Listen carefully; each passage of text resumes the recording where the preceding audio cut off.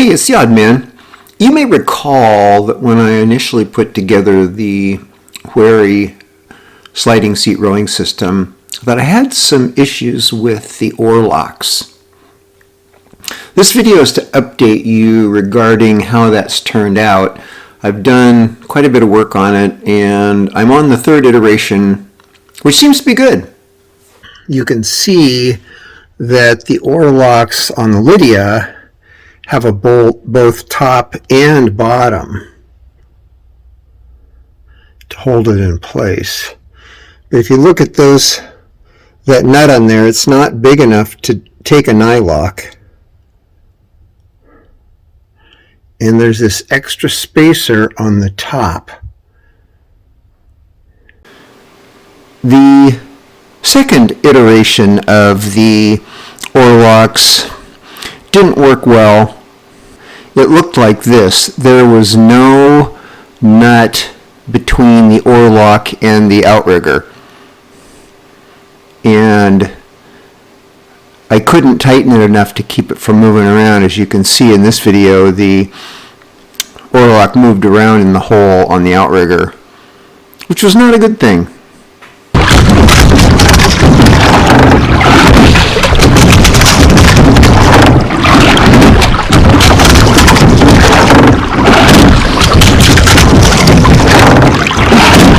So, as discussed before, the port side of the boat, the red oarlock, is lower than the starboard side of the boat, or my left oar, when I row. And having rowed it 13 miles the other day, I realized that this one still needs to be higher. And so I'm thinking somewhere between 1/4 and 3/8. So that's the height relative to one another. Now this one is currently about 1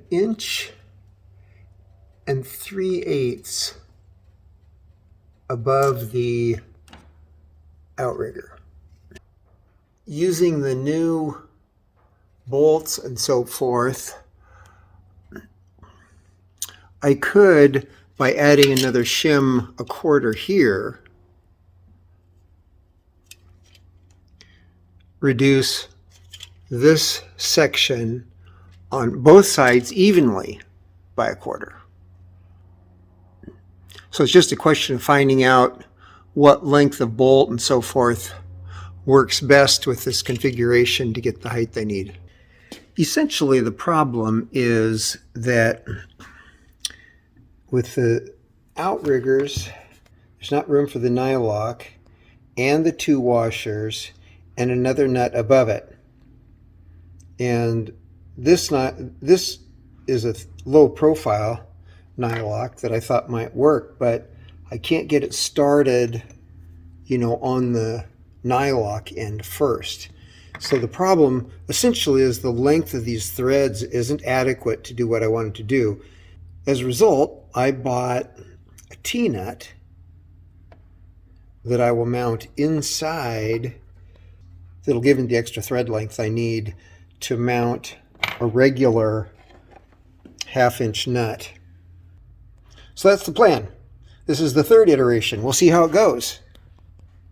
Okay, I was able to press that 1/2-inch T-nut into a 9/16 hole. This looks really good. I didn't want to use the Concept 2 Oarlock pins because the part they have that goes through the outrigger is only 10 millimeter. And I've already drilled the holes, so that would be too big of a hole, and I don't have a way to shim that or put a spacer of some sort in. Okay, I think this is going to be a keeper. I have the bolt threaded clear into the T-nut here. The 2 nuts are tight against one another, so this does not move at all, and that's clearly free swinging, so that's like perfect. On the other side, I have the exact same system. Oops. the bolt isn't threaded into the T-nut quite as far, but it's within a thread of the full thing, so it's fine. And they're all set in with red Loctite. And you can see this one is up 3/8 of an inch higher than it was. It was already a little over.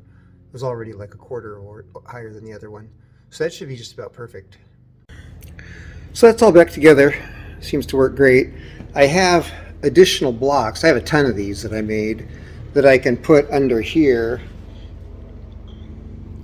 that would allow me to raise the whole thing up. The offset should always remain the same. This one should always be higher than the other one, of course. But, you know, in rough water or different sized persons, a guy could raise the entire outrigger to change the geometry just a little bit. Goodbye.